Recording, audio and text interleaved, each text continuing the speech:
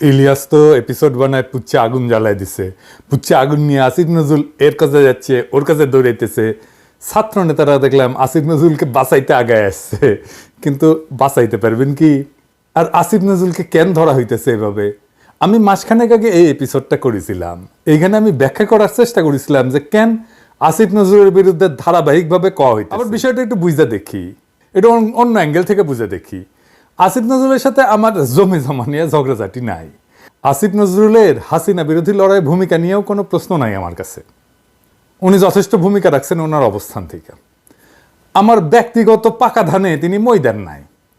বাঙ্গু এলিটেরা যেহেতু নিজের ধান্দা ছাড়া আর কিছু বুঝে না, অনেকে হাইপোথিসিস দাঁড় করাইছে নিশ্চয়ই কিছু ধান্দা ছিল পিনাকি বা ইলিয়াসের, সেটা হয় নাই, তাই চেতিছে।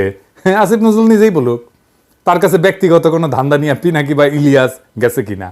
যাই হোক, যখন আসিফ নজরুলের অতীত ভূমিকার কথা বলে কেউ ডিফেন্ড করতে যায় আসিফ নজরুলকে, তখন তারে করুণা করা ছাড়া আর কিছু বলার থাকে না। তার রাজনীতির জ্ঞান যে শিশু পর্যায়ের সেটা বোঝা যায়। রাজনীতিতে অতীত একটা রেফারেন্স, কোনো জাস্টিফিকেশন না। এই ভুলটা সবাই করে জন্যেই আওয়ামী লীগের অতীত ঐতিহ্যের দোহাই দিয়া তার রাজনীতিতে পুনর্বাসনের কথা বলে।